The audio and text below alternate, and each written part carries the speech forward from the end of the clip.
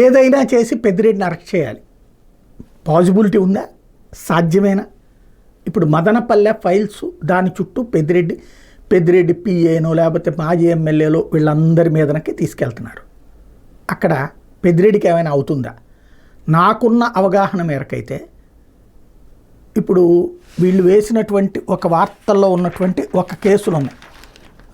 కబ్జాదారులు పెద్దిరెడ్డి సోదరులు వైకాపా నేతలే అంటూ 24 మండలాల్లో 482 మంది భూబాధితులు ఉన్నారు.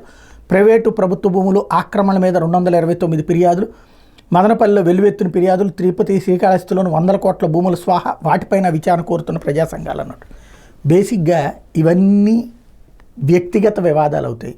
ప్రభుత్వ భూములు ఆక్రమించుకుంటే లోపలేసేయచ్చు, కానీ అక్కడ ప్రభుత్వ భూమిని మార్చి తీసుకుంటే ఎవడేం చేయలేడు.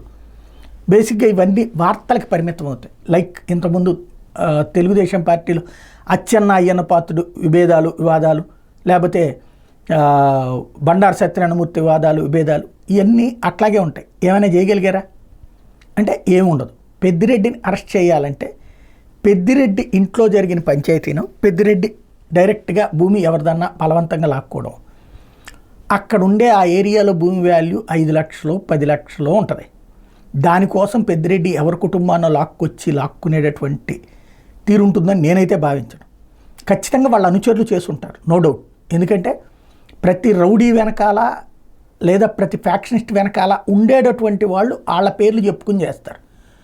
నాయకుడికి 1,00,000 5 లక్షలు 10 లక్షలు అనేది నార్మల్, కానీ ఈ కింద ఉన్నోడికి 1,00,000 5 లక్షలు 10 లక్షలు అనేది చాలా ఎక్కువ. కాబట్టి ఆ అధికార బలాన్ని మదాన్ని అడ్డుపెట్టుకుని చేస్తారు. అలాంటి వాళ్ళ మీద చర్య తీసుకోవడానికి కుదురుతుంది. కానీ పెద్దిరెడ్డిని ఏదో ఒక విధంగా మదనపల్లె ఫైల్స్ పేరుతోనో లేకపోతే ఇంకొక పేరుతోనో అరెస్ట్ చేయాలని చూస్తున్నారు. కానీ పత్రికల్లో డ్యామేజింగ్కి సాధ్యమేమో, కానీ అరెస్ట్ అంత సులభమని నేను భావించట్లా.